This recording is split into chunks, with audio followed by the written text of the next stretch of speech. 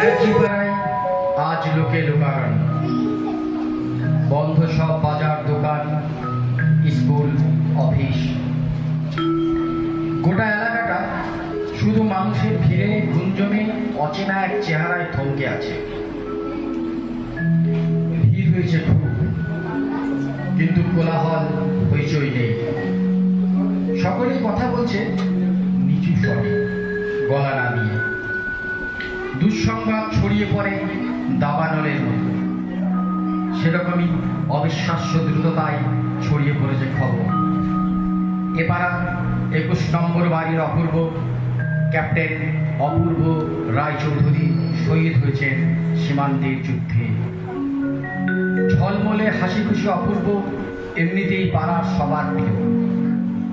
তার উপর রেডিও টিভিতে যখন তার বীরত্ব আত্মবলিদানের কথা বারবার প্রচারিত হয়েছে, এ পাড়ার মানুষের চোখ ভরে উঠেছে জলে আর বুক ভরেছে গর্বে, অহংকারে।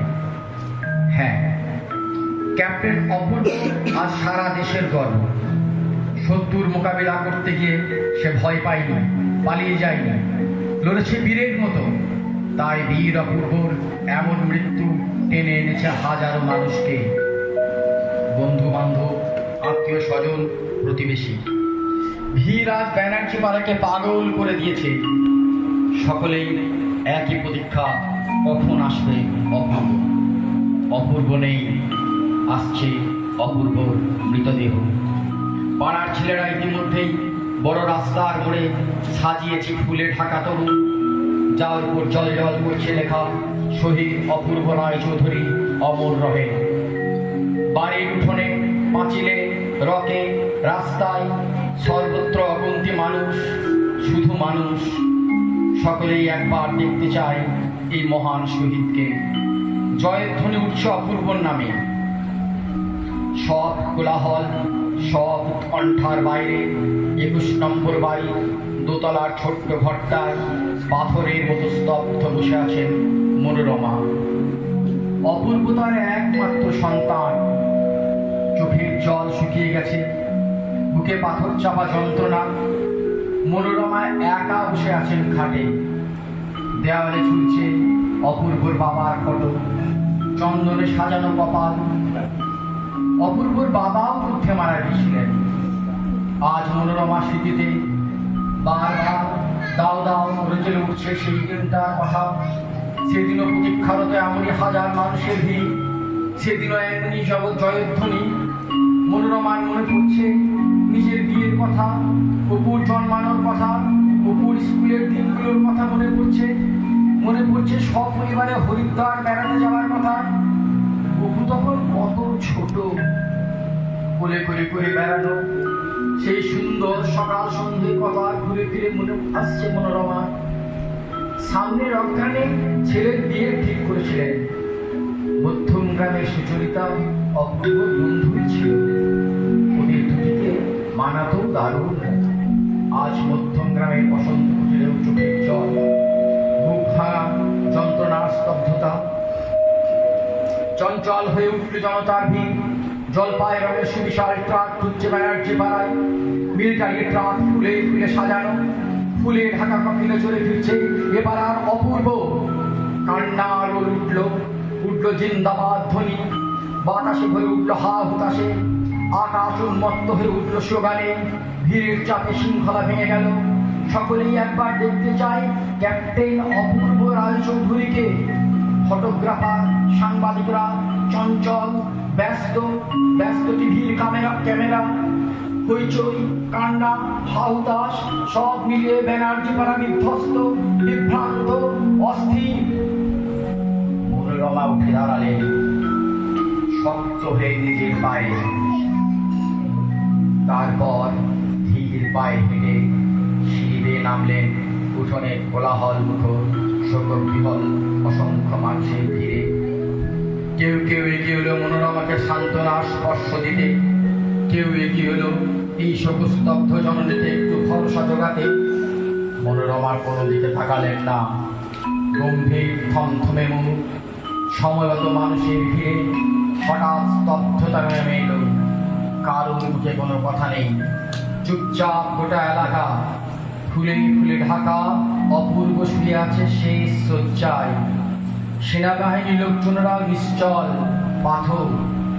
এতক্ষণ যে অপূর্ব নামে নানা জয়ধ্বনি কলরল উঠছিল, সব থেমে গেছে।